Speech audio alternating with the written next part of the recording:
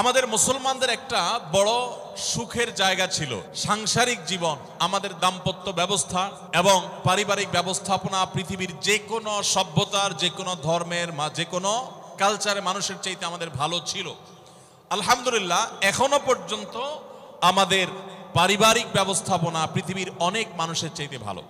আমি একটা কথা প্রায় বলি, ইউরোপিয়ানরা, আমেরিকানরা, পৃথিবীর উন্নত দেশগুলো, তারা অবকাঠামোতে, শিক্ষায় তারা অনেক ক্ষেত্রে আমাদের চাইতে শত শত বছর এগিয়ে আছে। কিন্তু একটা বিষয়ে আমরা তাদের চাইতে শত শত বছর এগিয়ে আছি, আর সে বিষয়টা হলো আমাদের দাম্পত্য জীবনে, আমাদের পারিবারিক জীবনে আমরা যতটা ভালো আছি, আমরা যতটা সুখে আছি, ওরা আরো 200-500 বছরেও সে জায়গায় যেতে পারবে বলে কোনো আলামত আপাতত দেখা যায় না, বরং তারা পিছনের দিকে যাচ্ছে। তাদের সোনালী অতীত তারা হারিয়ে এসেছে। আমরা এখনো পারিবারিক জীবনে যতটা সুখ ভোগ করি, আমাদের দেশে, আমাদের সমাজে, মুসলমানদের মধ্যে সন্তানের সাথে মা বাবার যে বন্ডিং, বোঝাপড়া, ভাই বোনের পরস্পরের যে বোঝাপড়া, আমাদের স্বামী স্ত্রীর মধ্যকার যে সম্পর্ক, যে ভালোবাসা, যে সম্প্রীতি, যে সৌহার্দ্য, যে মমতা, যে স্নেহ এখনো পর্যন্ত বিরাজ আছে। পশ্চিমারা, ইউরোপিয়ানরা এগুলো কল্পনাও করতে পারে না। তারা জানেই না যে আমাদের এই সমাজে পারিবারিক সুখ এবং শান্তি আমরা এখনো কতটা উপভোগ করছি। কিন্তু ভাইরা আমার, আপনারা সবাই জানেন আমাদের ঘরে ঘরে এই পারিবারিক সম্পর্কগুলো, বিশেষ করে দাম্পত্য সম্পর্ক, স্বামী স্ত্রীর মধ্যকার সম্পর্ক, এটা দিন যত অতিবাহিত হচ্ছে, পশ্চিমা সংস্কৃতির কুপ্রভাবে আমাদের সমাজ থেকে সেগুলো হারিয়ে যাচ্ছে, ধ্বংস হয়ে যাচ্ছে। ভাই ভাইয়ের মধ্যে যে সম্পর্ক আগে ছিল সেটা এখন আগের মতো নেই। ওদের চাইতে ভালো আছে, কিন্তু আমরা আগের চাইতে তুলনামূলক খারাপের দিকে চলে যাচ্ছি। স্বামী স্ত্রীর মধ্যকার যে সুসম্পর্ক ছিল সেটা কি এখন আছে? বিবাহ বিচ্ছেদ, আগে পুরো থানায় একটা বিবাহ বিচ্ছেদের ঘটনা গোটা থানার মানুষকে নাড়িয়ে দিত, গোটা ইউনিয়নের মানুষকে নাড়িয়ে দিত। আর এখন আপনারা জানেন, বিবাহ হইতে দেরি, ভাঙতে দেরি নেই। চায়না মালও আরো বেশি সময় লাস্টিং করে, দাম্পত্য সম্পর্কগুলো এতটাও লাস্টিং করে না। পত্রিকার পাতা খুললে দেখা যায় প্রতিদিন যে পরিমাণ তালাক হচ্ছে, শুধু ঢাকায় আরো অনেক বছর আগে প্রতিদিন 39টা করে বিবাহ বিচ্ছেদের ঘটনা ঘটতো। যতগুলো বিবাহ নিবন্ধন হয়, যতগুলো বিবাহ রেজিস্ট্রেশন হয়, তালাকের পরিমাণ তার সাথে টেক্কা দিয়ে আগাচ্ছে। এরকম ভয়াবহ একটা অবস্থা বিরাজ করছে। অতএব আমাদের দাম্পত্য জীবনে, আমাদের পারিবারিক জীবনে সুখ এবং শান্তির জন্য কোরআন এবং হাদিসের আলোকে আমি কয়েকটি টিপস যতটুকু সম্ভব হয় সংক্ষেপে আপনাদের সামনে আলোচ করতে চাই। তার আগে কোরআনে কারীমের একটি আয়াত আমি পেশ করতে চাই। আল্লাহ রাব্বুল আলামিন কোরআনে কারীমে ইরশাদ করেছেন, ওমিন আয়াতিহি আন খালাকা লাকুম মিন আনফুসিকুম আজওয়াজান লিতাসকুনু ইলাইহা ওয়া জাআলা বাইনাকুম মাওয়াদ্দাতান ওয়া রাহমা ইন্না ফি যালিকা লাআয়াতিন লিকাওমিন ইয়াতাফাক্কারুন। আল্লাহ বলেছেন, তোমাদের পুরুষদের মধ্য থেকেই তোমাদের স্ত্রীগণকে সৃষ্টি করা হয়েছে। এর মানে সকল স্বামী থেকেই সকল স্ত্রী সৃষ্টি হয়নি। এর মানে প্রথম মানুষ আদম আলাইহিস সালাম থেকে প্রথম নারী, প্রথম পুরুষ আদম থেকে প্রথম নারী হাওয়াকে আল্লাহ তাআলা সৃষ্টি করেছেন তার বাম পাজরের হাড় থেকে। এরপর প্রত্যেকেই স্বতন্ত্রভাবে সৃষ্টি হয়েছেন। এই যে সৃষ্টি হয়েছে, আল্লাহ তাআলা বলেছেন কেন এটা করা হয়েছে। আদম আলাইহিস সালামকে সৃষ্টি করেছেন, তিনিই তো যথেষ্ট ছিলেন। আবার নারী হিসেবে হাওয়াকে কেন সৃষ্টি করলেন? আল্লাহ বলেছেন লিতাসকুনু ইলাইহা, যাতে করে তোমরা প্রশান্তি লাভ করতে পারো, একে অন্যের মাধ্যমে তোমাদের দুনিয়ার জীবনটা উপভোগ্য হয়, তোমরা যেন সুখে স্বাচ্ছন্দ্যে জীবন কাটাতে পারো, তোমরা যেন সুখে থাকতে পারো। এই আয়াত থেকে বোঝা গেল দাম্পত্য জীবনে সুখে থাকা এটা জীবনের সুখের অন্যতম মানদণ্ড। যার দাম্পত্য জীবনের সুখী না, সে অনেক সম্পদশালী হতে পারে, অনেক প্রভাবশালী হতে পারে, অনেক পদের অধিকারী হতে পারে, অনেক বড় দায়িত্বশীল হতে পারেন, অনেক বড় নেতা হতে পারেন, অনেক বড় পরিচিত পপুলার মানুষ হতে পারেন। তিনি সুখী না। সুখের অন্যতম বড় একটা প্যারামিটার হলো দাম্পত্য জীবনে সুখী হওয়া, স্বাচ্ছন্দ্যশীল হওয়া। তো নবী করিম সাল্লাল্লাহু আলাইহি সাল্লাম তিনি আমাদেরকে এমন কিছু নির্দেশনা দিয়ে গেছেন যেগুলো অনুসরণ করলে দাম্পত্য জীবনে আমরা সুখী হতে পারবো ইনশাআল্লাহ তাআলা। আল্লাহ বলেছেন যে আলা বাইনাকুম মাওয়াদ্দাতান ওয়া রাহমা, স্বামী স্ত্রীর মধ্যে আল্লাহ রাব্বুল আলামিন ভালোবাসা এবং সম্প্রীতি সৃষ্টি করে দিয়েছেন। দেখুন, স্বামী স্ত্রীর মধ্যকার যে সম্প্রীতি, বিবাহের মাধ্যমে বৈবাহিক জীবনে যে সম্প্রীতি হয়, যে ভালোবাসা হয়, বিবাহিত মানুষরা জানেন এই ভালোবাসা আল্লাহ তাআলা অন্য কোনো মাধ্যমে দান করেন না, অলৌকিক। শুধুমাত্র বিবাহের বন্ধনটা হওয়ার সঙ্গে সঙ্গেই পরস্পর প্রতি যে আন্তরিকতা হয়, যে ভালোবাসা হয়, এটা পৃথিবীতে বিরল। অবৈধ সম্পর্ক, বিবাহ ছাড়া যে সমস্ত রিলেশন হয় সেগুলোতে এই ধরনের ভালোবাসা, প্রকৃত সম্প্রীতি এগুলো কল্পনাও করা যায় না। তো আমরা সরাসরি পয়েন্টসে চলে যাই, কি কি কাজ করলে দাম্পত্য জীবনের সুখ বা স্বাচ্ছন্দ্য আমরা পেতে পারি। অনেক মানুষ আছেন আমাদের কাছে আসে, বিশেষ করে আমার কাছে যত মানুষ অফিসে আসেন, এক এক দিন কয়েকশো মানুষও দেখা যায় অফিসে আসেন, এমনও হয় কোনো দিন কয়েকশো মানুষও হয়। তো আমাদের অফিসে অনেকগুলো ডেস্ক আছে, অনেক আলেম আছেন, তারা সমাধান দেন বসে বসে, তারা সহযোগিতা করেন আমার সাথে। অনেকগুলো ডেস্ক বসাতে হয়েছে, এত বেশি মানুষ আসেন। আপনারা অবাক হবেন, সবচেয়ে বেশি মানুষ আসে যেই ইস্যুটাকে নিয়ে, সবচেয়ে বেশি মানুষ আসে সেটা হলো দাম্পত্য কলহ, স্বামী স্ত্রীর ঝগড়া বিবাদ, তালাক, এগুলো নিয়ে সবচেয়ে বেশি সংখ্যক মানুষ আছেন। এবং আপনারা আরো অবাক হবেন, গরিব মানুষদের মধ্যে স্বামী স্ত্রীর মধ্যকার দূরত্ব, তাদের মধ্যকার কলহ, দ্বন্দ্ব, ঝগড়া, ফাসাদ, এগুলোর পরিমাণ বা রেশিও যত বেশি, টাকা পয়সা যাদের আছে, সামাজিক অবস্থান যাদের ভালো, আমার অভিজ্ঞতা হলো তাদের মধ্যে দাম্পত্য জীবনে কলহের পরিমাণ তুলনামূলক বেশি। তাহলে অনেক যুবক আছেন যারা বিয়ে শাদী এখনো করেন নাই, শুধুমাত্র হাতটা কসলাচ্ছেন আর চিন্তা করতেছেন চাকরিটা শুরু করতে পারি, ব্যবসাটা শুরু করতে পারি, বিদেশটা যায় সারতে পারি, টাকার বস্তা কামাই করে ফেলবো, তখন বউ একেবারে শুয়ের মতো সোজা থাকবে, আমাকে দিল জুড়ে ভালোবাসবে, আদর করবে, ভালোবাসা হবে, সম্প্রীতি হবে, চোখে মুখে লাল নীল রঙিন স্বপ্ন অনেক যুবক ভাইরা এখনো দেখছেন। আপনাদেরকে বলছি, টাকা পয়সা দিয়ে দাম্পত্য জীবনে শান্তি কেনা যায় না। টাকা পয়সা এবং সামাজিক অবস্থান দিয়ে মানুষ সুখী হয় না। আমাদের কাছে অনেক মানুষ এসে চোখের পানি ফেলেন, তাদের সামাজিক অবস্থান অনেক মজবুত, তাদের সামাজিক স্ট্যাটাস কল্পনার অতীত, কিন্তু তারা পারিবারিকভাবে সুখী নন।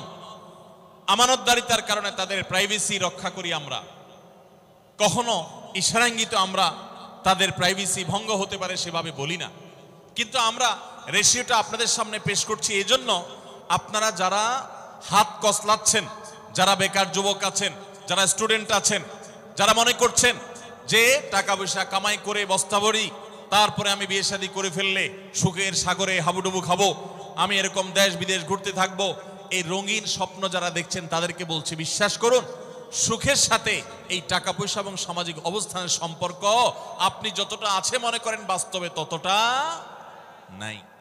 তাহলে কিসের সম্পর্ক?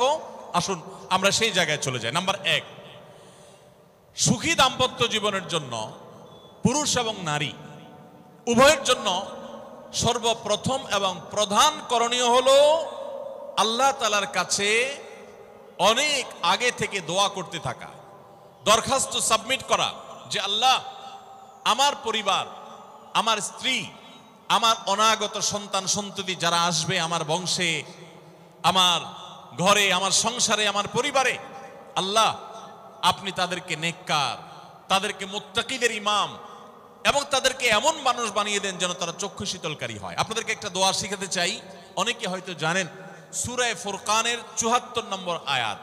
সূরার নাম কি বলেছি? ফুরকান। আয়াত নম্বর কত বলেছি? ৭৪।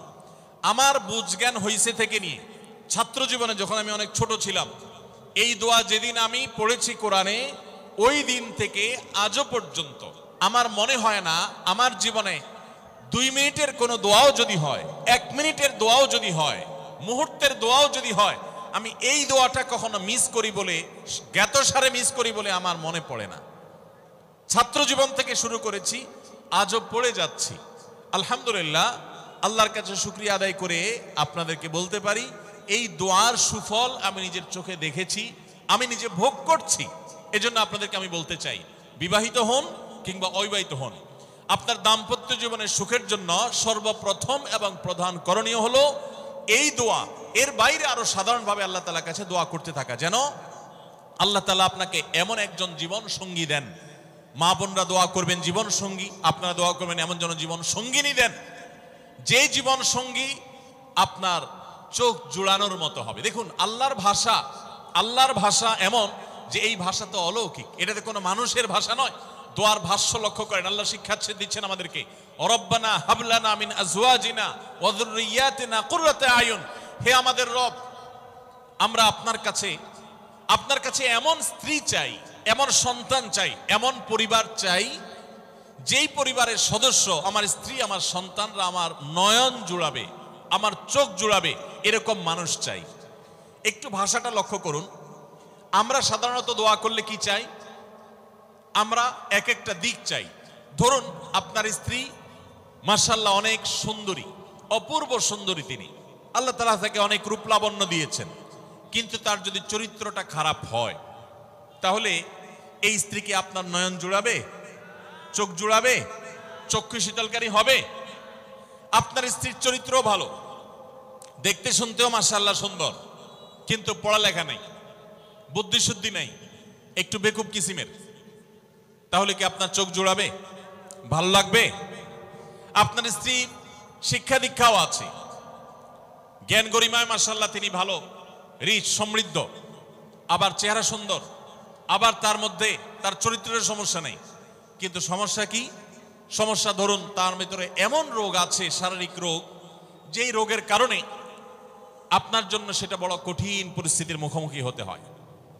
ধরেন দুরারোগ্য কোনো ব্যাধি আছে, মরণ ব্যাধি আছে, এমন কোন রোগ আছে যেটার কারণে আপনাকেও সাফার করতে হয়, তাহলে এই স্ত্রী কি আপনার চোখ জুড়াবে? ঠিক একই কথা স্বামীর ক্ষেত্রে প্রযোজ্য, সন্তানের ক্ষেত্রে প্রযোজ্য।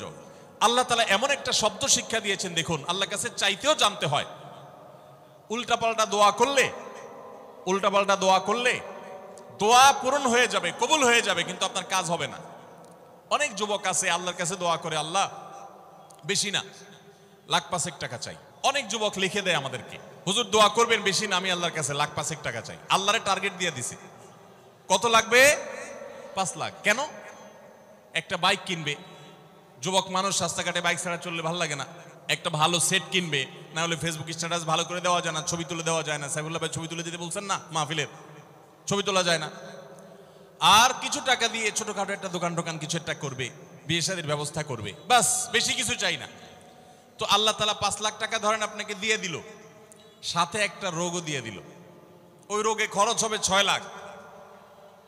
তাহলে আপনার এই 5 লাখের কোনো মানে আছে? আপনারা একটা প্রসিদ্ধ ঘটনা অনেকেই শুনেছেন, একটা চুটকি, যে এক যুবক দোয়া করছে, আল্লাহ তোমার কাছে আমি এমন একটা লাইফ চাই, বিশেষ করে বেকার যুবকরা এগুলো বেশি দোয়া করে, আল্লাহ তোমার কাছে এমন একটা লাইফ চাই, বেশি কিছু না, যে লাইফে 2 হাত ভর্তি টাকা থাকবে আর আশপাশে শুধু নারী আর নারী থাকবে, এরকম একটা লাইফ চাই। তো আল্লাহ তাআলা তার দোয়া কবুল করে ফেলছে। দোয়া কবুল করছেন কিভাবে? দোয়া কবুল করে তাকে আল্লাহ তাআলা এমন একটা বাসের কন্ট্রাক্টর বানিয়ে নিছেন, যে বাসটা হলো মহিলা বাস, চারপাশে শুধু নারী আর নারী, সব মানুষের, আর হাত ভর্তি টাকা আর টাকা সব বাস মালিকের। দোয়া কিন্তু কবুল হয়ে গেছে। তো আল্লাহ তাআলার কাছে উল্টাপাল্টা দোয়া করলে কি হয় দেখছেন? দেখুন, দাম্পত্য জীবনে সুখের জন্য দোয়া কিভাবে করতে হবে আল্লাহ শিখিয়ে দিয়েছেন। রব্বানা হাব লানা মিন আজওয়াজিনা ওয়া যুররিয়াতিনা কুররাতা আয়ুন, আল্লাহ আমার পরিবারের সদস্যরা যেন এমন হয় যে তাদেরকে দেখলে আমার নয়ন জুড়িয়ে যাবে। অর্থাৎ নয়ন জোড়াতে হলে সব দিক থেকে পারফেক্ট হতে হবে, সব দিক থেকে ভালো হতে হবে, তখনই তো দিল জুড়াবে। ওয়াজআলনা লিল মুত্তাকিনা ইমামা, আর আমাদের সবাইকে, গোটা পরিবারকে আপনি মুত্তাকিদের ইমাম বানায় দেন, সৎ মানুষ বানায় দেন। কারণ সৎ যদি না হয়, আল্লাহভীরু যদি না হয়, তাহলে কখনো তাদের মাধ্যমে আপনি সুখ শান্তি পেতে পারেন না। তাহলে প্রথম করণীয় দাম্পত্য জীবনের সুখের জন্য, সুখী দাম্পত্যের জন্য আল্লাহর কাছে দোয়া করতে থাকা। সূরা ফুরকানের ৭৪ নম্বর আয়াত, এর পাশাপাশি আরো যত আয়াত আছে, অথবা সাধারণভাবে আপনি আল্লাহর কাছে, আল্লাহ আমি ভালো সঙ্গী যেন পাই, সেজন্য দোয়া করতে থাকবো। আল্লাহ আমাদেরকে তৌফিক দান করুন। নাম্বার 2, জীবন সঙ্গী নির্বাচনের ক্ষেত্রে দিনদারিতাটাকে অগ্রাধিকার দেওয়া, ধার্মিকতাকে অগ্রাধিকার দেওয়া। নবী করিম সাল্লাল্লাহু আলাইহি সাল্লামের প্রসিদ্ধ একটা হাদিস আপনারা অনেকে শুনেছেন, তিনি বলেছেন, তুনকাহুল মারআতু লিআরবা, 4টি জিনিস দেখে সাধারণত মেয়েদেরকে বিয়ে করা হয়, বা মেয়েরা ছেলেদেরকে বিয়ে করে। 4টি জিনিস, সে 4টি জিনিসে একটি হলো লিমালিহা, সাধারণত পয়সা করে দেখে বিয়ে করা হয়। অনেক ছেলে ফেলে আছে দেখবেন, ছেলে ফেলে কি মুরব্বীরাও আছেন অনেকে, যে ছেলে বিয়ে করার জন্য পয়সাওয়ালা বাপের মেয়ে খোঁজে, আছে না নেই? পয়সাওয়ালা বাপের মেয়ে খোঁজে। কত যুবক যে এ পর্যন্ত চিরকুট লিখে পাঠিয়েছে আমাদের কাছে, যে হুজুর বেকার, এর জন্য কেউ মেয়ে বিয়ে দিতে চায় না, আবার অনেকে লিখে পাঠিয়েছে, হুজুর সরকারি চাকরি ছাড়া মেয়ের বাবারা মেয়ে দিতে চায় না। আছে না এই সমস্যা? তো নবী সাল্লাল্লাহু আলাইহি সাল্লাম বলেছেন, সম্পদ দেখে অনেকে বিয়ে করে, আবার অনেকে রূপ লাবণ্য চেহারা ছবি দেখে বিয়ে করে, অনেকে সামাজিক অবস্থান প্রতিপত্তি বংশমর্যাদা দেখে বিয়ে করে, আর অনেকে দিনদারিতা ধার্মিকতা দেখে বিয়ে করে। নবী সাল্লাল্লাহু আলাইহি সাল্লাম বলেছেন, ফাজফার বিজাতিদ দ্বীন, তোমরা বিয়ের ক্ষেত্রে এই ধার্মিকতা দেখে বিয়ে করে সেই বিয়ে তোমরা সফল হওয়ার চেষ্টা করবে, কারণ এটাই হলো সুখের মূল চাবিকাঠি। আপনার স্ত্রী, আপনার স্বামী, আপনার জীবন সঙ্গী সঙ্গিনী যদি নেককার হন, আল্লাহভীরু হন, তার যদি কোনো একটা জায়গায় সারেন্ডার করার জায়গা থাকে, তো আপনি নিশ্চিত থাকতে পারেন তাকে নিয়ে আপনি সুখে থাকবেন। আর যদি সে আল্লাহর কাছে নিজেকে সারেন্ডার না করে, আল্লাহর কাছে নিজেকে আত্মসমর্পণ না করে, মুত্তাকি না হয়, আল্লাহভীরু না হয়, তাহলে তাকে দিয়ে আপনি কখনো প্রকৃত সুখ সন্ধান করতে পারবেন না। এজন্য ভাইরা, দাম্পত্য জীবনের সুখের জন্য দ্বিতীয় গুরুত্বপূর্ণ বিষয় হলো জীবন সঙ্গী সঙ্গে নির্বাচন করার ক্ষেত্রে অন্য যাই থাকুক আর না থাকুক ধার্মিকতা আছে কিনা এটা দেখতে হবে। এটা যদি দেখেন তাহলে সেক্ষেত্রে ইনশাআল্লাহ আপনি সুখী হবেন। ধার্মিকতার আবার সংজ্ঞা কি? এখানে মুশকিল হলো, আজকাল মেয়েদের বোরকা পরলেই মনে করা হয় ধার্মিক, ছেলেরা নামাজ পড়তেছে মনে করা হয় ধার্মিক। এটুকুই শুধু ধার্মিকতার সংজ্ঞা নয়, ধার্মিকতার সবচেয়ে বড় সংজ্ঞা হলো কোরআন এবং হাদিসের সামনে সে নিজেকে আত্মসমর্পণ করে কিনা, সে সারেন্ডার করে কিনা, আল্লাহর নির্দেশ পেয়েছে, রাসূলের নির্দেশ পেয়েছে, আল্লাহর নিষেধাজ্ঞা রয়েছে, সেই জায়গায় সে থেমে যায় আর সে আগে বাড়ে না, নিজেকে সমর্পণ করে দেয়, মাথা নত করে ফেলে। এরকম যদি হয় তাহলে সেই ছেলে নিয়েও সুখী থাকবেন, সেই মেয়ে নিয়েও সুখী থাকবেন। আমি বিশেষ করে মেয়ের বাবারা যারা নিজের মেয়ে বিয়ে দেওয়ার জন্য সরকারি চাকরিজীবী খুঁজেন, পয়সাওয়ালা খুঁজেন, বড় বড় পদে থাকা মানুষগুলোকে খুঁজে বেড়ান, আমি তাদেরকে বলি, আপনার মেয়ের জন্য ফজরের নামাজের সামনের কাতারে থাকা যুবকগুলোকে খুঁজে বের করেন। এই যে যুবকরা চিৎকার করছে, সবাই ফজর নামাজ পড়েন। আল্লাহ সব যুবককে ফজর নামাজ জামাতের সাথে পড়ার তৌফিক দান করুন। ভাইরা আমার, যেই ছেলে আল্লাহকে ভয় করে, যেই ছেলের ভিতরে কোরআন এবং হাদিসের কাছে আত্মসমর্পণ করার মতো মানসিকতা আছে, এই ছেলে আর যা হোক তার স্ত্রীকে কখনো কষ্ট দিবে। যেই মেয়ে কোরআন হাদিসের কাছে নিজেকে সমর্পণ করেছে, কোরআন হাদিস যেহেতু স্বামীকে শ্রদ্ধা করতে বলে, এই মেয়ে কখনো স্বামীর প্রতি অশ্রদ্ধা করবে না। অতএব দাম্পত্য জীবনের অনেক গুরুত্বপূর্ণ একটা পয়েন্ট হলো এটা, যে আপনি তার রূপ লাবণ্য, সামাজিক অবস্থান, সম্পদ, পয়সা কড়ি এগুলো দেখেন বা না দেখেন, প্রধান বিবেচ্য বিষয় হবে তার ধার্মিকতা। এটা যদি দেখেন ইনশাআল্লাহ দেখবেন যে আপনি সুখে থাকবেন। আল্লাহ তাআলা আমাদের সবাইকে এই দিকটাকে বিবেচনা করে আমাদের দাম্পত্য জীবনকে গড়ে তোলার তৌফিক দান করুন। তৃতীয় যে পয়েন্টটি বলতে চাই তা হলো, দাম্পত্য জীবনের সুখের মূল মন্ত্র হলো সবর এবং শুকর। আমাদের দেশে সর্বস্তরে, শুধু দাম্পত্য জীবনে না, সব ক্ষেত্রে বেসবরি, ধৈর্যহীনতা, অসহিষ্ণুতা এটা এমন পর্যায়ে চলে গেছে, আপনারা পত্রিকার পাতা খুললেই দেখবেন যে বিয়ে বাড়িতে চিংড়ি মাছ দেওয়া হয়েছে সাইজ একটু ছোট, সেজন্য মারামারি হয়ে শুধু বিয়ে ভাঙছে তা নয়, 2-4 জন মারাও গেছে। শুনেন না আপনারা?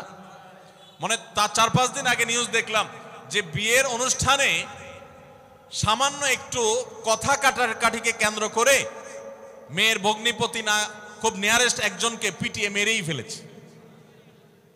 ভাইরা আমার, এই ধরনের ঘটনা আপনারা শুনেন না? ঘরে ঘরে অসহিষ্ণুতা এবং ধৈর্যহীনতা। আমি একটা কথা প্রায় বলি, আপনারা কি জানেন কিয়ামতের ময়দানে আল্লাহর কাছে বান্দা কোন আমল করলে হিসেব ছাড়া জান্নাতে যাবে? ভাই, আল্লাহর কাছে হিসেব দিয়ে জান্নাতে যাওয়া কি সহজ কাম না কঠিন কাজ? আরে আল্লাহর কাছে তো অনেক দূরের কথা। আপনি যে প্রতিষ্ঠানে চাকরি করেন তার মালিকের কাছে, উপরস্থ বসের কাছে একেবারে পুঙ্খানুপুঙ্খ করে প্রতিটা পয়সার হিসাব দিয়ে একদম সবকিছুতে পারফেক্টনেস প্রমাণ করা, এটাই তো একটা কঠিন কাজ, দুঃসাধ্য কাজ। সেখানে সারা জীবনের হিসাব আল্লাহর কাছে দিয়ে পাই পাই করে তারপর আপনি জান্নাতে যাবেন, বিষয়টা এত সহজ না। তাহলে হিসেব ছাড়া আল্লাহ তাআলা এমনিতে বলবেন হিসাব টিসাব নাই, তোমাকে এমনি জান্নাতে দিলাম, এটা চান আপনারা? দেখুন কোরআনে কারীম আল্লাহ তাআলা বলছেন, ইন্নামা ইউওয়াফাস সাবিরুনা আজরাহুম বিগাইরি হিসাব। আল্লাহ বিনিময় দেওয়ার ক্ষেত্রে, সওয়াব দেওয়ার ক্ষেত্রে দুনিয়াতে যারা সবরকারী হবে, যারা ধৈর্যশীল হবে, যারা সহিষ্ণু হবে, যারা নিজেকে নিয়ন্ত্রণ করতে পারবে, এই সবরকারীদেরকে আল্লাহ তাআলা হিসেব ছাড়া দিবেন, তাদেরকে সওয়াব দিবেন হিসেব ছাড়া। তাহলে আপনি যখন আপনার কর্মস্থলে থাকবেন আপনাকে ধৈর্য ধারণ করতে হবে। আপনি যখন পাবলিক পরিবহনে উঠবেন আপনার মাথা ঠান্ডা রাখতে হবে। আপনি যখন আপনার বাসা বাড়িতে থাকবেন, আপনার মাথা ঠান্ডা থাকতে হবে। মাথা গরম হয়ে যায় যাদের, হট মেজাজ যারা, কথায় কথায় মাথা গরম হয়ে যায়, ধৈর্যহীন হয়ে যায়, যেখানে সেখানে গন্ডগোল বাধায় দেয়, মারামারি বাধায় দেয়, ধৈর্য সহ্য বলতে কিছু নাই, এই লোকগুলো কিন্তু এই সৌভাগ্যবান মানুষদের কাতারে সামিল হতে পারবে না। ঠিক একইভাবে দাম্পত্য জীবনে সুখী হতে হলে সবর এবং শকর, এই দুইটা মূল মন্ত্রের কোনো বিকল্প পথ খোলা নেই। সেটা স্বামীর জন্য প্রযোজ্য, স্ত্রীর জন্য প্রযোজ্য। স্বামী হিসাবে আপনি স্ত্রীর অনেক অনিয়ম দেখতে পাবেন, অনেক কিছু দেখতে পাবেন, আপনার আকাঙ্ক্ষা, আপনার চাহিদা, প্রত্যাশার বিপরীত, আপনাকে সবর করতে হবে। ভাইরা আমার, আমাদের প্রিয় নবী সাল্লাল্লাহু আলাইহি সাল্লামের দাম্পত্য জীবনে কিন্তু টুনটান সমস্যা হয়েছে।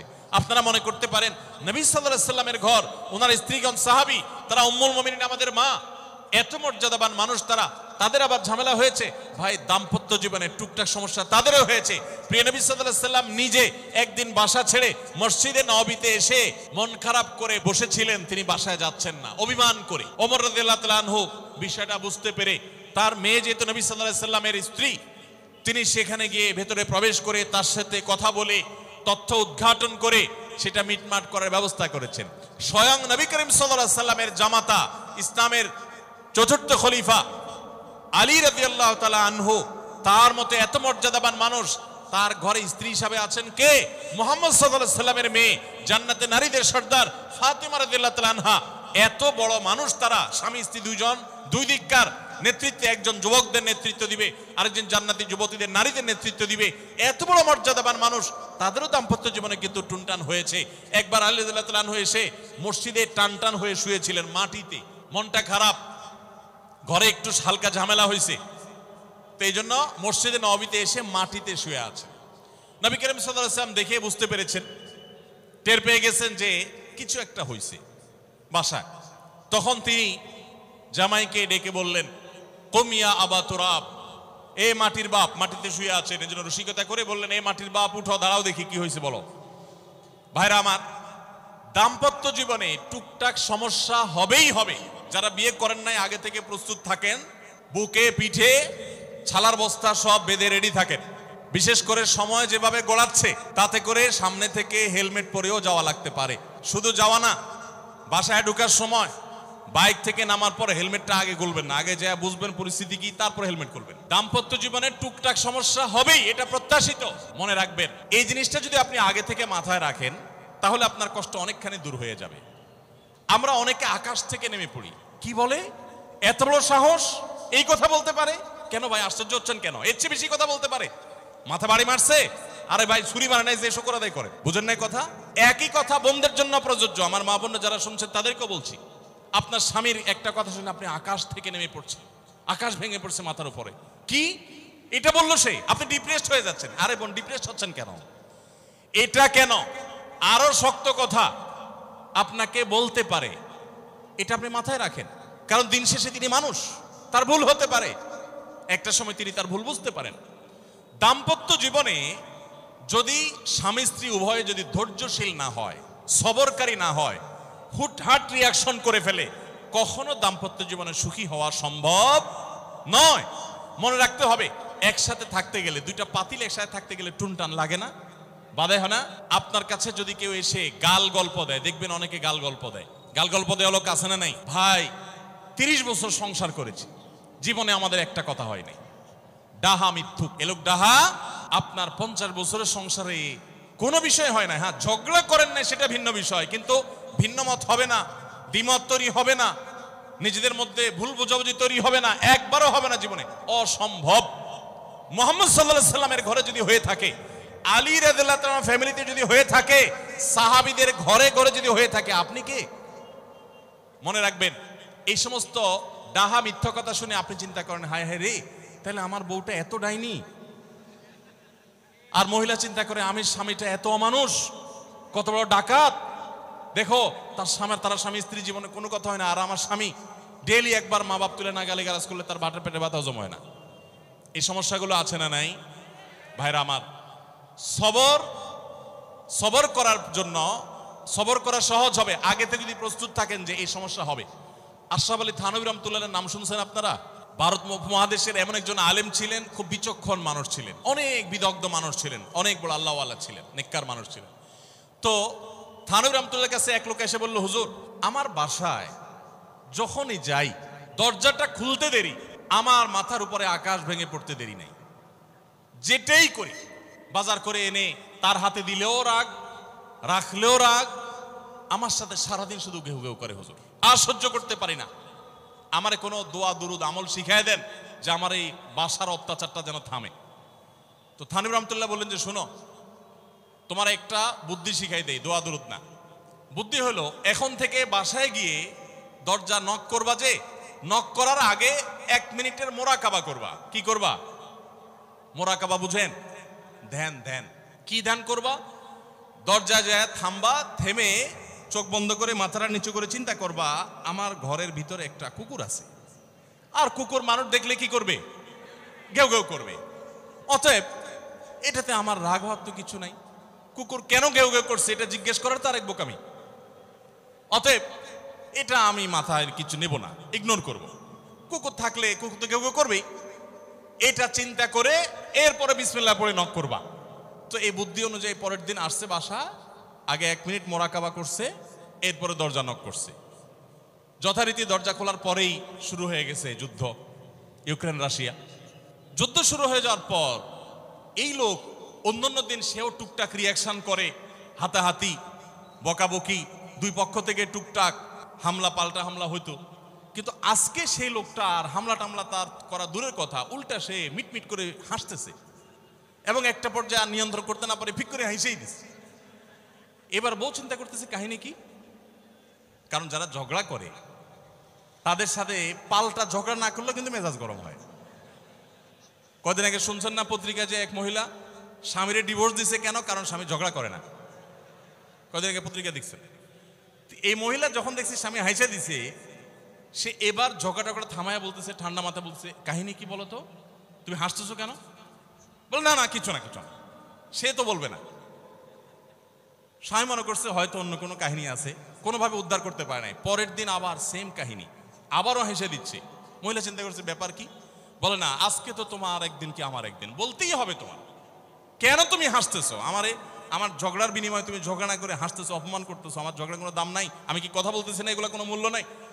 যখন চেতে যাচ্ছে এবার বলতেছে, শোনো তুমি যেহেতু জোরই করতেছো, তাইলে আমি বলি, আমি গেছি এক হুজুরের কাছে, হুজুর আমার এই বুদ্ধি শিখাই দিছে, আমি সে বুদ্ধি অনুযায়ী চিন্তা করি। এখন আমি চোখের সামনে যখন চিন্তা করি যে কুকুর গেউ করতেছে, আমার হাসি আসে। তখন বউ চিন্তা করে, কি বললা তুমি? তাহলে তুমি এই মনে করো আমারে? এবার থেকে বেচারি ঝগড়া করার আগেই তার থেমে যায়, চিন্তা করে হায় হায়, আমি ঝগড়া করলে তো সে মনে মনে আমার ওইটা চিন্তা করবে। বুঝতে পারছেন? দাম্পত্য জীবনে একটু বুদ্ধিশুদ্ধি করে না চললে, শুধুমাত্র সোজা হয়ে দোয়া দুরুদ পড়বেন আর সব সোজা হয়ে যাবে, শুয়ের মধ্যে এত সোজা না। একটু বুদ্ধিশুদ্ধি খাটায় চলতে হয় এবং সবর করতে হয়। এই যে ভদ্রলোক যদি সবর না করতেন, তাহলে মারামারি কাটাকাটি করে কখনো সমাধান হয় না। স্বামী স্ত্রী উভয়কেই আমরা এই যে ঘটনা বলেছি, এই ঘটনার মাধ্যমে কাউকে ছোট করার উদ্দেশ্য না, জাস্ট বোঝানোর উদ্দেশ্য। এটা বিপরীত দিক থেকেও হতে পারে যে আমরা সবর করতে হবে দাম্পত্য জীবনে। তাহলে আগে থেকে যদি এই ঘটনা বলার উদ্দেশ্য হলো যে এই ভদ্রলোক আগে থেকে যখন অপেক্ষা করছেন যে হ্যাঁ অনাকাঙ্ক্ষিত কিছু হতেই পারে, তখন এটার জন্য প্রস্তুত থাকার কারণে আর তার ঝামেলা বাড়ে নাই, বরং কমছে। এখন আপনি যদি আগে থেকে প্রস্তুত থাকেন, দাম্পত্য জীবন টুকটাক সমস্যা হবেই, দুই ঘরের দুইজন মানুষ একসাথ হয়েছি, বহু কিছুতে গরমিল হবে। অতএব আমরা সবর করব, ধৈর্য ধারণ করব, ভালো দিনগুলো দেখব। প্রিয় নবী সাল্লাল্লাহু আলাইহি সাল্লাম বলেছেন, তুমি তোমার স্ত্রীর কোনো কিছু দেখে যদি রাগান্বিত হও, তুমি তোমার আপনার স্বামীটা হয়তো অমানুষ, সে আপনাকে গালিগালাজ করে কিন্তু চরিত্রহীন না। অনেকের স্বামীটা খুব ভদ্র কিন্তু চরিত্রহীন, ব্যবহার ভালো করে চরিত্রহীন, তাদের কষ্ট আপনার চাইতে কম না। অনেকের স্বামী খুব ভদ্র কিন্তু বেকার, 2 পয়সা কামাই করতে পারে না, সারাদিন ঘরে বসে বসে খায় আর শ্বশুরবাড়ি থেকে যৌতুক আইনা আইনা খায়। নিশ্চয় আপনি তার চাইতে ভালো আছেন। মানুষ এভাবে যখন ভালো দিকগুলো চিন্তা করবে, তখন তার ভিতরে শকর আসবে। তাহলে দাম্পত্য জীবনে সুখ শান্তির জন্য তৃতীয় করণীয় হলো সবর এবং শকরের চর্চা করা। আল্লাহ আমাদের সবাইকে তৌফিক দান করুন। 4 নম্বর হলো স্বীকৃতি দিতে জানা। অনেক লোক আছে নিজেকে খুব শিয়ানা মনে করে, স্বামী হয়ে বউর তারিফ করতে রাজি না, বউ হয়ে স্বামীর তারিফ করতে। দাম্পত্য জীবনের সুখের জন্য একে অন্যের তারিফ করার কোনো বিকল্প নাই। প্রিয় নবী সাল্লাল্লাহু আলাইহি সাল্লাম তার স্ত্রীদের তারিফ করতেন, প্রশংসা করতেন। আয়েশা রাদিয়াল্লাহু তাআলা আনহাকে বলেছেন যে আয়েশা, তোমার অবস্থানটা হলো খাদ্যের মধ্যে সারিদ নামক একটা বিশেষ খাদ্য আছে, রুটি এবং গোশতের ঝোল মিছিয়ে আরবরা খায়। নবী সাল্লাল্লাহু আলাইহি সাল্লাম বলেছেন, সারিদ এই খাদ্যটা যেরকম খুব প্রিয় অন্য সব খাদ্যের চাইতে আমার কাছে, অন্য সব নারীদের চাইতে তুমি আমার কাছে সেরকম প্রিয়। আপনারা জানেন স্বামী স্ত্রী একে অন্যের সাথে মিথ্যা কথা বলা, বউয়ের সাথে মিথ্যা কথা বলা, মিথ্যা কথা বলে সব ধরনের মিথ্যা কথা না, পামপট্টিমূলক মিথ্যা কথা বলা, প্রশংসামূলক মিথ্যা কথা বলা, এটা জায়েজ আছে। মিথ্যা কথা বলা কোথাও কিন্তু জায়েজ নাই। মিথ্যা কথা বলা ইসলামের জঘন্য অপরাধ। কিন্তু স্বামী স্ত্রী পরস্পরের সাথে প্রশংসামূলক, যেটাকে সহজ বাংলায় পামপট্টি বললাম, এই পামপট্টিমূলক বা প্রশংসামূলক মিথ্যা কথা বলা জায়েজ আছে। কিরকম? আবার এটা যাই এখন থেকে বাজার থেকে 500 টাকার কাপড় নিয়ে যায় বলেন 2000 টাকা দিয়ে কিনছি, এটা কিন্তু জায়েজ নাই। কেন জায়েজ নাই? কারণ কোনোভাবে যদি ওই 500 টাকার ট্যাগ মহিলা ধরে ফেলতে পারে, তাহলে মায়ের কিন্তু একটাও নিচে পড়বে না, বলবে মিথ্যুকের পুত মিথ্যুক, সারা জন্ম এই কাম করে আসছস, তাইলে ওই রকম মিথ্যা কথা বলা যাবে না। আমার পরিচিত এক লোক আছে, সরকারি একজন কর্মকর্তা বড়, উনি বলেন যে মহিলাদেরকে বাজার করে খুশি করার মতো কঠিন কাজ আরেকটা খুব কম আছে। যারা সংসার করেন তারা জানেন। কারণ আমি একটা কথা প্রায় বলি, দুনিয়াতে বহু বুদ্ধিমান মানুষ আছে, বহু চালাক মানুষ আছে, কিন্তু একটাও চালাক বা বুদ্ধিমান স্বামী আছে বলে আমার মনে হয় না পৃথিবীতে। বুঝা ঠিক বলছেন? বহু চালাক বুদ্ধিমান মানুষ দুনিয়াতে আছে, কিন্তু কোন চালাক বা বুদ্ধিমান স্বামী দুনিয়াতে। তার মানে কি? প্রত্যেকটা বউয়ের কাছে তার স্বামীটা হলো আস্ত বেকুব। যত বড় শিক্ষিত হোক, যত বড় রাজনীতিবিদ হোক, যত বড় মাথাওয়ালা হোক, যত বড় শেয়ানা হোক, যত বড় ব্যবসায়ী হোক, বউয়ের কাছে বউগুলা, সব বউরা, মহিলারা মনে করে কি এ বেটা বেকুব। ম্যাক্সিমাম ক্ষেত্রে এটার ভিতরে আলাদা একটা আনন্দ আছে। বউয়ের কাছে বেশি শেয়ানা সাজার ভিতরে বেশি আনন্দ নাই। পরিবারের কাছে বেশি শেয়ানামি করতে হয় না, সেখানে বোকা সাজার ভিতরে একটা আনন্দ আছে। যাই হোক, বাজারের কথা বলছিলাম যে বাজার করে মহিলাদের খুশি করা খুব কঠিন। আপনি গোশত কিনেন, মাছ কিনেন, যাই কিনেন, তারা খুব কমই সন্তুষ্ট থাকে বেশিরভাগ ক্ষেত্রে। সব মেয়েদের কথা বলছি না। কেন সন্তুষ্ট থাকে না? কারণ তারা আশা করে আরো কম দামে কিনবেন, আরো কম দামে কিনবেন। আপনি জিতে গেলে তারা খুশি, হেরে গেলে আপনারা বকা দিবে সে। তো এক সরকারি কর্মকর্তা, বড় কর্মকর্তা, আমাকে বলতেছিলেন যে দেখেন, আমি সারা জীবন বাজার করি আর বইয়ের বকা শুনি। আমি চলে যাওয়ার পর আমার অফিসের একজন কেরানি আছে, তাকে দায়িত্ব দিছি বাজার টাজার করার জন্য। এই লোক বাজার করার পর আমার বউ বিরাট খুশি, বলে যে তার নাম ধরে বলতেছে, অমুক বাজার করলে প্রতিদিন ঠিক মতো বাজার করে, দাম দোস্ত ঠিকঠাক থাকে, মাপজোপ সব ঠিকঠাক থাকে, তোমারে প্রতিদিন ধরায় দেয়, দোকানদার কমায় দেয়। 2 কেজির গোশত আমার কাছে মনে হয় 1.5 কেজি দিছে, ওজন কম দিছে মনে হয়, নজরে উঠে না। তো লোকটা বলে যে আমার খুব সন্দেহ হলো, একই দোকান থেকে আমিও আনি, সেও আনে, আর আমার তো ঠকানোর কথা না, পরিচিত দোকানদার। তাহলে মহিলা এই কথা বললো, তার ব্যাপারে কাহিনীটা কি? তারা ডেকে বলছে, বলো তো কাহিনী কি, সিক্রেটটা কি? তো লোকটা বলতেছে যে স্যার, সত্য বলতে কি, আমি গোশত 3 কেজি কিনলে ম্যাডামকে বলতাম 2 কেজি, 1000 টাকা কিনলে ম্যাডামরে বলতাম 500 টাকা। টাকা তো আপনি দিবেন, আপনার সাথে বোঝাপড়া হবে, কিন্তু আমি জানি বাসায় এটা বললে বউরা খুশি থাকে। তো এই জন্য আমি একটু কমায় কমায় বলি দাম, আর জিনিস কমায় কমায় বলি। তখন সে প্রতিদিন 2 কেজি মাংস যেটা দেখে আপনি আনেন, আজকে দেখে যে সে 1 কেজি মাংস ওই পরিমাণ, তখন সে তো খুশি হবেই স্যার। তখন ওই লোকটা বলতেছে, দেখেন, সে এইটা করে আমার গোটা সংসারে আগুন ধরায় দিস। তো এইভাবে মিথ্যা কথা বলা কিন্তু জায়েজ নাই। কোন মিথ্যা কথা বলা জায়েজ আছে? ধরেন আপনি আপনার বউরে বললেন, দেখো তুমি চাঁদের চাইতেও সুন্দর। কিসের চাইতে সুন্দর? ভাই, চাঁদের চাইতে উজ্জ্বল মানুষ হয় সম্ভব? ডাহা মিথ্যা কথা না? কিন্তু এই মিথ্যা কথা বলা কি আছে? জায়েজ আছে। সৌদি আরবের একজন আলেম, ডক্টর আয়েজ আল কারনি, মুসলিম বিশ্বের সবচেয়ে জনপ্রিয় আলেমদের মধ্যে একজন। ওনার একটা বক্তব্য আমি শুনেছি, অত্যন্ত চমৎকার কথা বলেন এবং দারুণ দারুণ টিপস দিয়ে থাকেন। উনি বলেন যে একটা ইউনিভার্সিটি প্রোগ্রামে স্টুডেন্টদের সামনে উনি বলছিলেন যে আমি একবার একটা আইডিয়া দিয়েছি দাম্পত্য জীবনের সুখ শান্তির জন্য। বলেন যে এটা ইমপ্লিমেন্ট করে অনেকেই সুফল পেয়েছেন, আমাকে ব্যক্তিগতভাবে জানিয়েছেন। টিপসটা কি? টিপসটা হলো, উনি বললেন যে বাসায় ঢুকে মাঝে মধ্যে, সবসময় করলে আবার মাইর দূর খাবেন, যখন দেখবেন বউয়ের মুড টুট ভালো আছে, বাসায় ঢুকে আস্তে করে লাইটের সুইচটা অফ করে দিবেন। তখন বলবে, কি ব্যাপার, লাইট বন্ধ করলা কেন? তখন বলবেন যে দেখো, বাসায় আসলে তোমার চেহারার উজ্জ্বলতা থাকলে আর এই লাইটটার দরকার হয় না। মহিলা ধরে ফেলবে যে আপনি পাম্পটি দিচ্ছেন, বাতাস দিচ্ছেন, কিন্তু পাম্প যাকে দেন সে যতই বুঝুক না কেন কিছু না কিছু কাজ হয়, কিছু না কিছু। একেবারে শতভাগ যদি বুঝে কাউকে প্রশংসা করছেন, সে বুঝে, তারপরও সে একটু খুশি হয়, ভালো লাগে। তো উনি বললেন যে শরবত বানায় আনছে বউয়ে, তখন বলবেন যে দেখো চিনি দিও না, চিনি দিও না। তারপর বউরে বলবেন যে আঙ্গুলটা একটু চুবাই দাও। কেন? কারণ তুমি আঙ্গুলটা চুবাই দিলে ওটা চিনি চাইতে বেশি মিষ্টি লাগে।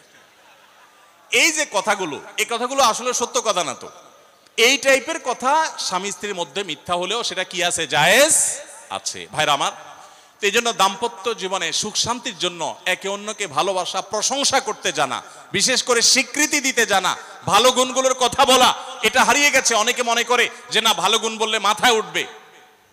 এটা ভুল। মাথায় উঠবে সেটা ব্যালেন্স করার জন্য আপনাকে অন্য কাজ করতে হবে, কিন্তু তাই বলে প্রশংসা করতে কার্পণ্য করা যাবে না, স্বীকৃতি দিতে হবে। 5 নম্বর হলো দাম্পত্য জীবনের সুখ শান্তির জন্য একে অন্যের যে কনসার্নের জায়গাগুলো আছে, ইস্যুগুলো আছে, এগুলোকে মাথায় রেখে চলতে হয়। যেমন আপনি স্বামী হিসাবে বউয়ের বাপের বাড়ির মানুষদের বদনামি থাকলেও করবেন না। তারা কৃপণ, তারা অনেক সমস্যা আছে, এগুলো থাকলেও বউয়ের কাছে করবেন না। কারণ কোনো মেয়ের কাছেই নিজের বাপ মা, নিজের ভাই বোনের কোনো দোষ শুনতে ভালো লাগে। আপনি তার কাছে বললে সমাধান হবে না, তো বরং অশান্তি বাড়বে। তাহলে কি লাভ? আপনি এগুলো ভেতরে ভিতরে রাখেন, সবকিছু বলতে যান না। এবং তাদের পারলে আরো প্রশংসা করেন যে আমার শাশুড়ির রান্নাটা খুব ভালো, মাশাআল্লাহ, আমার শ্যালকের এই গুণটা খুবই ভালো, আমার শ্যালিকার ওই গুণটা ভালো। যত বেশি তার বাপের বাড়ির তারিফ করবেন, দেখবেন যে আপনার ঘর পুরাই শান্তি। ঠিক একইভাবে মা বোনরা যারা আছেন, তারা স্বামীদের দুর্বল পয়েন্টগুলোকে মাথায় রাখবেন। যে কথা বললে স্বামী স্ত্রী উভয় জানেন যে যেটা বললে তার মনে কষ্ট হয়, সেটা তাকে বলবেন না।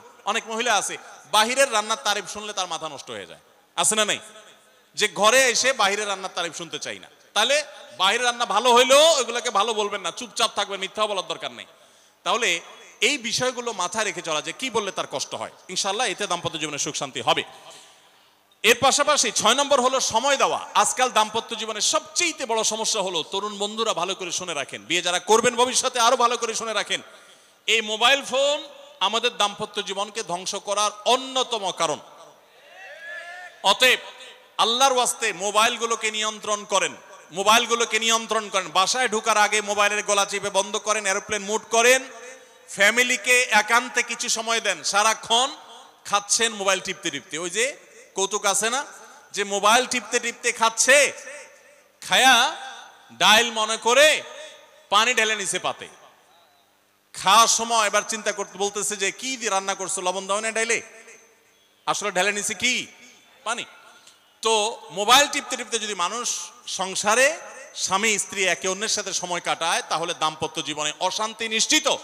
যত অশান্তি এবং যত ঝগড়া, যত ভুল বোঝাবুঝি আমাদের ফ্যামিলিগুলোতে হয়, এর অন্যতম প্রধান কারণ হলো এই মোবাইল এডিকশন, মোবাইল আসক্তি। স্বামী বলেন স্ত্রী বলেন উভয় একান্তে স্বামী স্ত্রী বাসা বাড়িতে তো অবস্থান যতদিন করবেন, ব্যবসা বাণিজ্য, কাজ কাম, আল্লাহর হস্তে, এগুলো সব জমা রেখে তারপর স্বামী স্ত্রী একে অন্যকে সময় দিবেন, ইনশাআল্লাহ দাম্পত্য জীবনের সুখ শান্তি আসবে।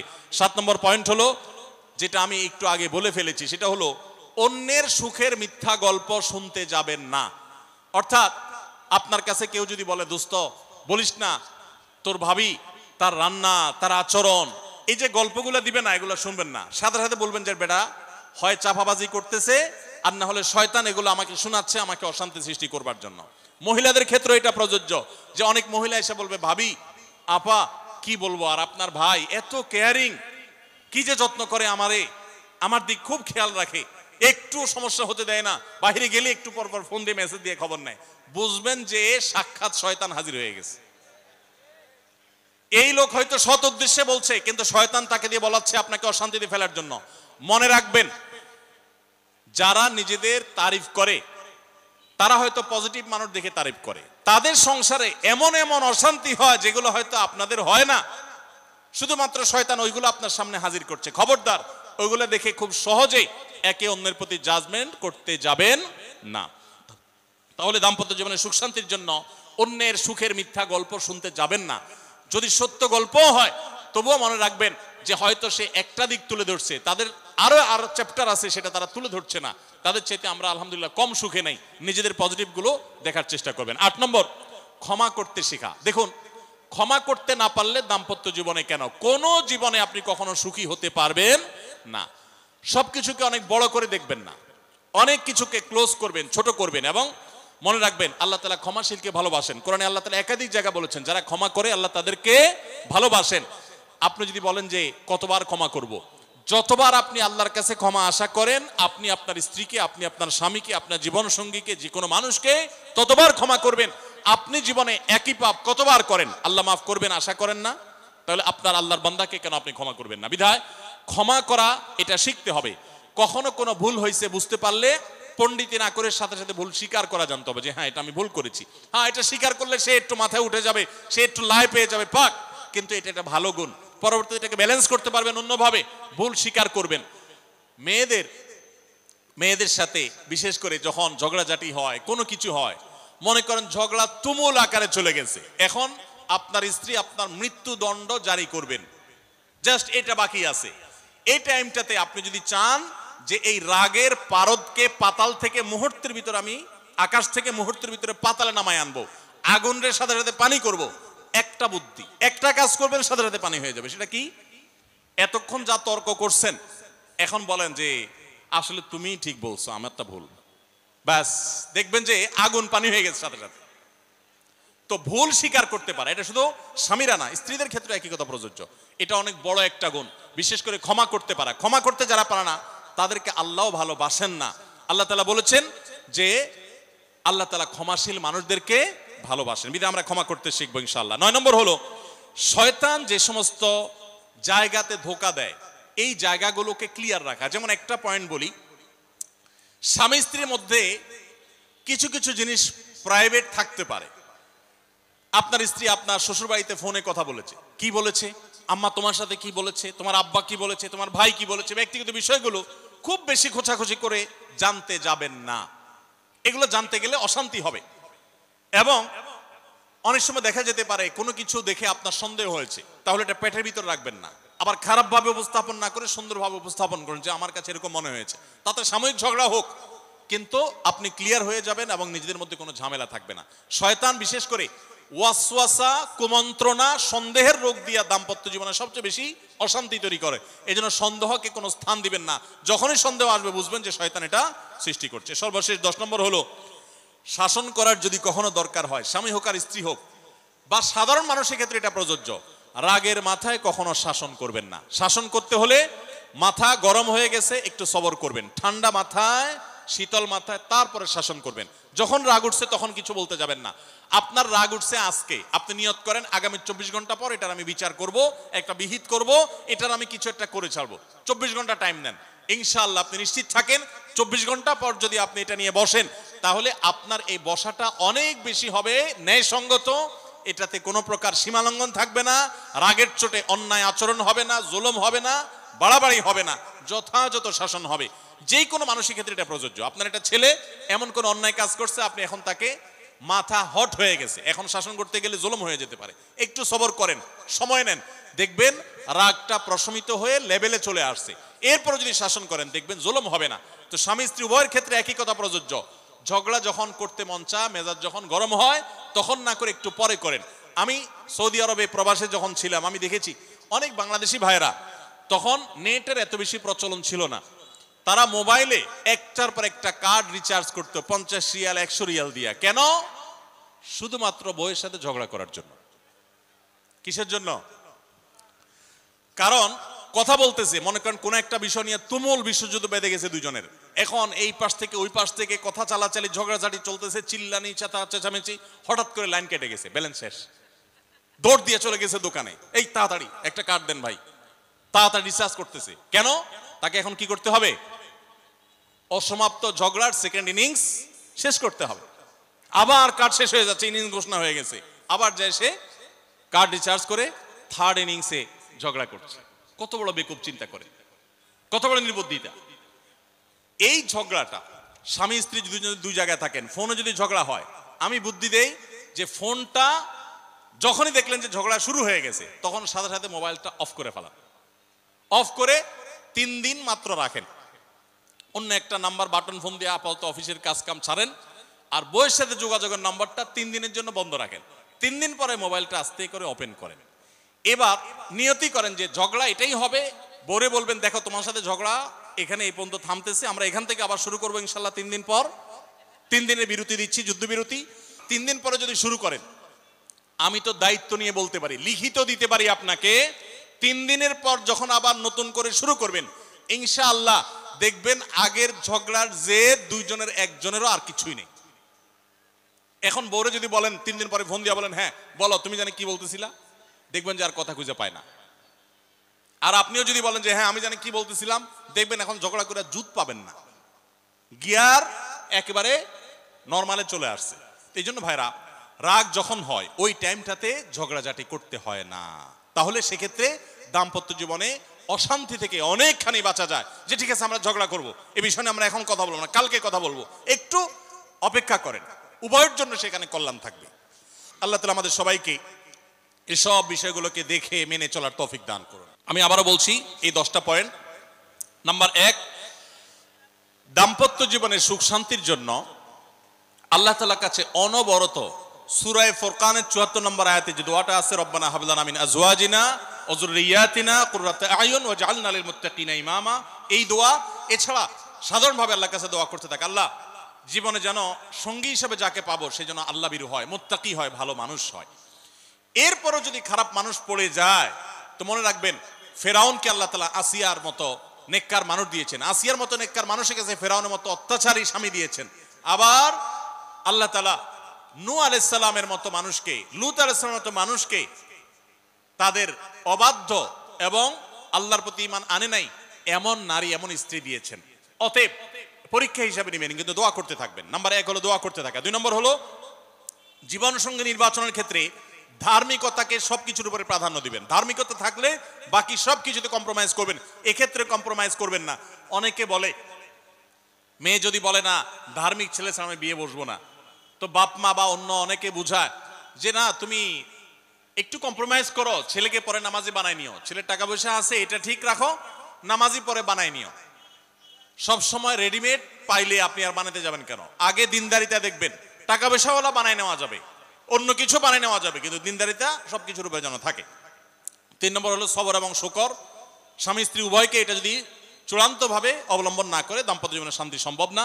4 নম্বর হলো একে অন্যের ভালো কাজগুলো স্বীকৃতি দিতে জানতে হবে এবং প্রশংসা করতে জানতে হবে। এটা অনেক বড় একটা গুণ স্বামী স্ত্রীর, পরস্পরের প্রশংসা করতে পারা। এবং প্রশংসা করাটা একটা ভালো গুণ স্বামী স্ত্রীর। প্রশংসা করতে গিয়ে মিথ্যা বললে, বাড়িয়ে বললেও সেটা গুনাহ হবে না, স্বামী স্ত্রীর ক্ষেত্রে শুধুমাত্র এটা স্পেশাল। আর 5 নম্বর হলো স্বামী স্ত্রী পরস্পরের দুর্বল জায়গাগুলোতে আঘাত করা যাবে না। যে জিনিসটা কথা বললে তিনি মনে কষ্ট পান ওইটা তাকে বলা যাবে না, ওইগুলো থেকে এড়িয়ে চলতে হবে। যে এই বিষয়ে তিনি কথা বলতে চান না, স্বামী তার মায়ের বিষয়ে যদি বলে রাগ হয়ে যায় তাহলে বিষয়ে আমি কোনো কথা বলবো না, ভুল থাকলেও সেগুলো দেখেও না দেখার ভান করব, সবর করব। আর 6 নম্বর হলো স্বামী স্ত্রী একে অন্যকে সময় দিবেন। সময় যদি দেন, এখন মহিলারাও সময় দেয় না, পুরুষরাও সময় দেয় না, এই জন্যই ভুল বোঝাবুঝি তৈরি হয়, দূরত্ব তৈরি হয়। এখন ভালোবাসা আদান প্রদান করার জন্য SMS, হোয়াটসঅ্যাপ, মেসেঞ্জার, বিভিন্ন রকমের যোগাযোগের মাধ্যম আছে, ফোন আছে, ভিডিও কল আছে। এত মাধ্যম থাকা সত্ত্বেও ভালোবাসা কম। এর অন্যতম কারণ হলো যে সব কিছু এখন অনলাইন করে ফেলছি আমরা, একান্তে একে অন্যকে আমরা সময় দেই না। সময় দেওয়াটা হলো একটা বড় কাজ। 7 নম্বর হলো অন্যের সুখ শান্তিতে আছে, তাদের ঝগড়াঝাটি হয় না, তারা একে অন্যের প্রতি খুব কেয়ারি। এই সমস্ত গল্প শুনে, মিথ্যা গল্প কিংবা সত্য গল্প শুনে প্রতারিত হতে যাবেন না। মনে রাখবেন আপনি তার চাইতে অনেক দিক থেকে সুখে আছেন, সেটা হয়তো আপনার মাথায় আসছেন, আপনি খুঁজে বের করেন, নিশ্চয়ই অনেক সুখের পয়েন্ট আল্লাহ আপনাকে দিয়ে রেখেছেন। আর 8 নম্বর হলো একে অন্যকে ক্ষমা করতে জানতে হবে, কোনো কিছু ভুল হলে স্বীকার করতে জানতে হবে। 9 নম্বর হলো একে অন্যের প্রতি সংশয় করা, সন্দেহ করা, রোগ থেকে বেঁচে থাকতে হবে। সন্দেহ করা খুবই খারাপ জিনিস এবং সন্দেহের সূত্র তৈরি হতে পারে, সে পথগুলো বন্ধ করে ফেলতে হবে। আর 10 নম্বর হলো যদি একে অন্যের কোনো ভুল সংশোধন করতেও হয় রাগের মাথায় সেটা করা যাবে না, বরং ঠান্ডা মাথায় করতে হবে। ঠান্ডা মাথায় যখন একটু ফ্রেশ হবেন, নরমাল হবেন, তারপরে করতে হবে ইনশাআল্লাহ, তাহলে ব্যালেন্স হবে এবং জুলুম হবে না। আল্লাহ তাআলা আমাদের সবাইকে সুখী দাম্পত্য জীবন নসিব করুন, বলুন আমিন। আমাদের দাম্পত্য জীবনের সুখ শান্তির উপরে আমাদের জান্নাত অনেকখানি নির্ভর, আমাদের জাহান্নাম থেকে মুক্তি অনেকখানি নির্ভর। কারণ দিনদার জীবন সঙ্গী সঙ্গিনী না হলে, জীবন সঙ্গী সঙ্গিনী মুত্তাকি না হলে জান্নাতের পথের যাত্রাটা অনেক কঠিন হয়ে যায়। এজন্য পরস্পর পরস্পরের জন্য দোয়াও করতে থাকবো, চেষ্টাও করতে থাকবো। আল্লাহ তাআলা আমাদের সবাইকে সেই তৌফিক দান করুন। জাযাকুমুল্লাহ খাইরা ওয়া আখিরু দাওয়ানা আলহামদুলিল্লাহি রাব্বিল আলামিন।